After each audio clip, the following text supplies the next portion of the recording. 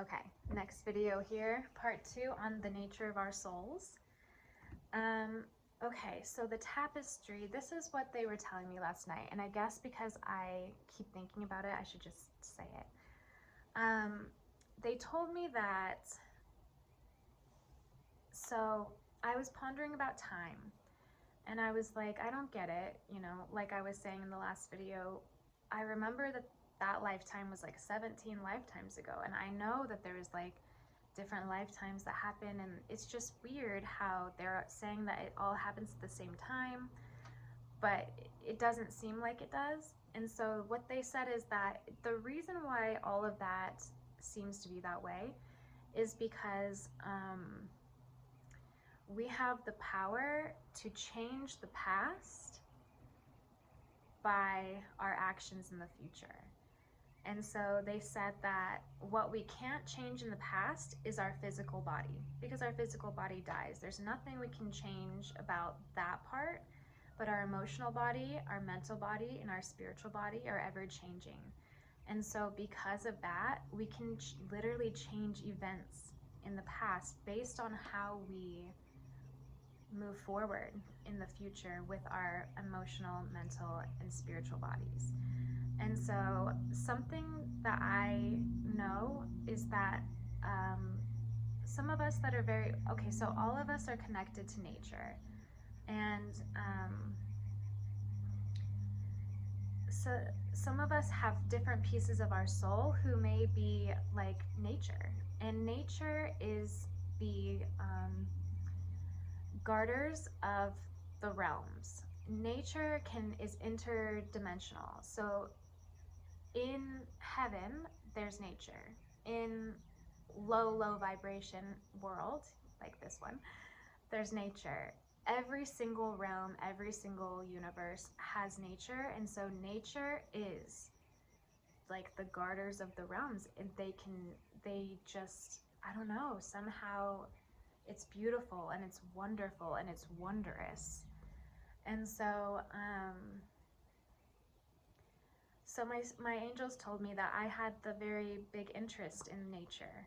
And so as a spirit, I would go out and I would see the nature, and nature has its own personality, and it's so beautiful, it's so intricate, it can be dark, it can be mystical. And the more and more you study and look at nature, the more you learn about the soul in a very beautiful way. So let's talk about the genders of the souls. So I felt like this was an interesting thing to talk about because so I was missing a piece of my soul. I was missing one of my souls, and it was in my mental body, and it was my emotional intelligence. I asked my angels, and so each of our souls has a name. I feel comfortable with telling the name of this soul just because it's not my main soul, and it's not, it's just, so names hold power, but, okay. So this emotional piece of my soul, emotional body, that was mental, in the mental body, his name was Kai, and it's a guy. It's a male energy is what I mean. So all of us are comprised of a lot of different female and male energies. And some of us will lean more towards feminine energies. Let's say out of the 12, we've got like 8 of them are feminine, or vice versa. Or I feel like anything is possible, and you could be full on 12 female or 12 male, and just, that is your divine nature. So what I want to explain about gender ties in with what I understand about animals. So, okay, so let me share some stories. So I had a past life that I was viewing where I was an African woman. I was a priestess of my tribe. I was amazing, honestly. I was just like so in tune. And I guess that's happening right now. But in past, it doesn't feel like future, and honestly, it doesn't feel like it's that much of a past. It feels almost present. So like that life, I feel it's still affecting me. This is another thing the angels have told me, is that certain lives are still affecting us. I can't wait to get into this with you guys, because I want to find out what all of your guys' lives are that are affecting you, so we can just cut the cords of the ones that don't need to affect you right now. They're not helpful, they don't serve you, and then channel and fall into the ones that do. This one, where I'm an African priestess, serves me because of this.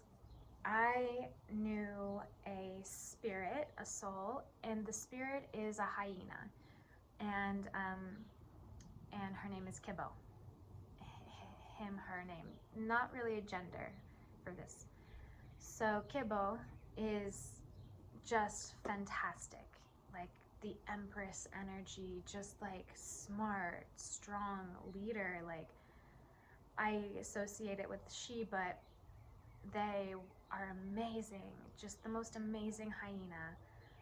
And here's the thing, is that hyena always becomes a hyena.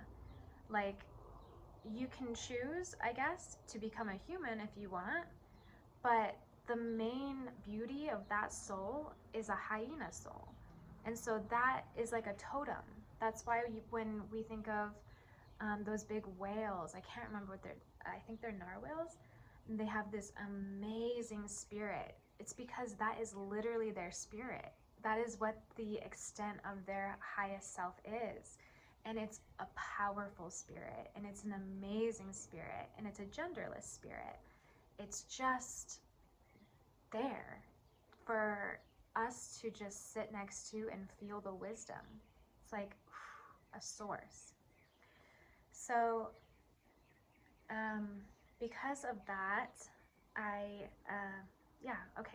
so there's like these spirits that are more like animal spirits. So you may have like animal spirits inside you.